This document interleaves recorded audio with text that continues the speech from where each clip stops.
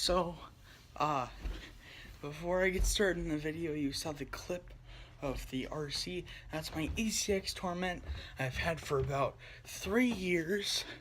I'm going to tell you my, hobby that I never shared with you guys. So, I like RC. I only have one. It's an ECX Torment Stadium truck. I have only upgraded the tires so far. I've gone through about 3 sets of motors and 3 sets of batteries. Here's the car.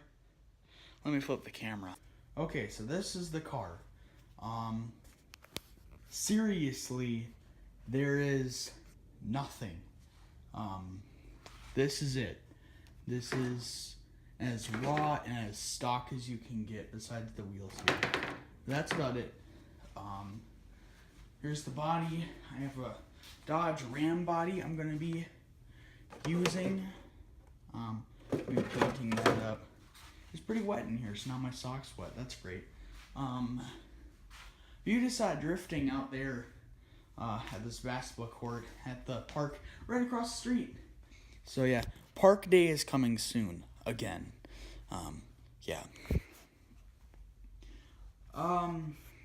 This is my little workspace.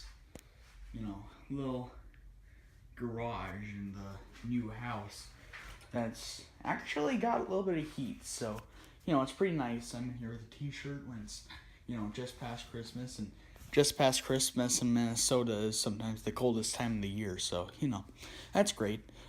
Here is one of the old motors that I blew up. This is great. So yeah, the gear in there, I don't think you can see it now, but like the gear is destroyed. You can see it in there, it's just broken to pieces, which is also great. I was covering up the microphone there. I hope it doesn't sound like crap, but here it is. I just took it outside, so it's got a little bit of snow on it. But I'm gonna be doing an upgrade series on this car. I have, I have a body, like I said, but I'm gonna be buying some new shocks.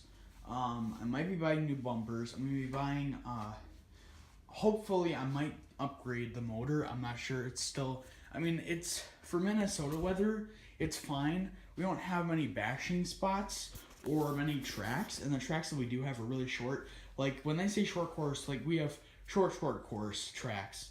So, and there's not many. And so, I don't know if I might upgrade the motor. Who knows? Who cares? When you're in Minnesota, there's a lot of snow stuff that you do. And, a lot of sand, a lot of stuff. So, I don't want, I might keep the brushless motor, the brushed motor, because the brushed motors are really cheap. They're like $10 at any of your local hobby stores. They're super cheap. Brushless motors are like $100, which, me being 12, that's not gonna cut it. I'm not gonna make $100 like that. I'm gonna be getting more RCs, saving up, get more, and I also got these cool cotter pins. They're orange, and they're kind of bent a little bit, which is great because when it's cold or something like that, it gets frozen, and then it starts trying to pick them out. So I get to hold them up, and I get to pull them out. So that's great. But I lost one of them out there, so But that's just a little adventure into my lost hobby. But yeah, I got this thing 3 years ago, and I started using, I used it for a month, and then it broke. And that's actually, this motor right here is the motor. This motor right here is the motor that was stock on it. And this is the first motor I broke my entire RC career. This is the first motor I ever broke, and I was scared.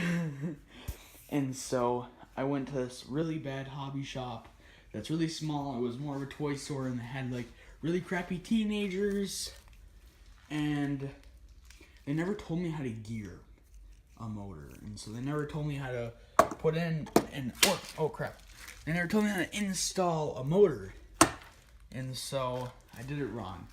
I put the gears too close together and stripped them. And so, as the gears, got stripped, they split in half, and it was bad, and it sounded bad too. And so, that was my second motor I broke. I broke it in approximately 6 seconds after I installed it. So I took it to this new hobby shop. It's way closer, and it's really awesome. And now I'm having a lot more fun because these guys, they tell me a lot more.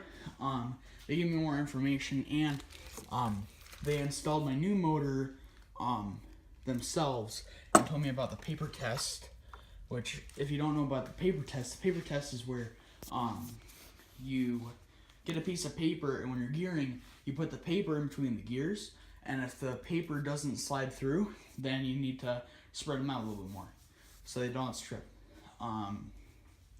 But yeah, so that's a little information thing that I learned a little bit ago. But yeah, so I've just been tweaking it.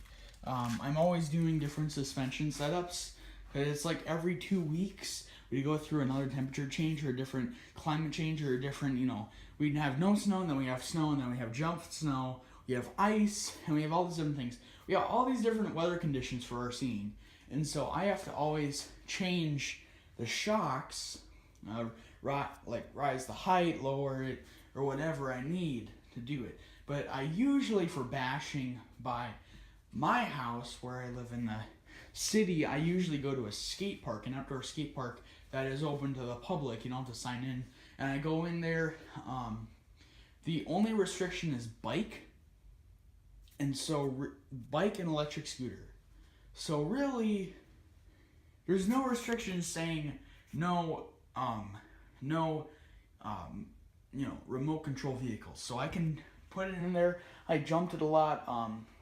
I broke arms. That's another thing I'm going to be doing. I'm going to be getting metal parts, so like metal hexes. I'm going to be getting metal drive shafts. And I'm going to be getting metal arms, because these plastic arms, especially the plastic arms, break so easily.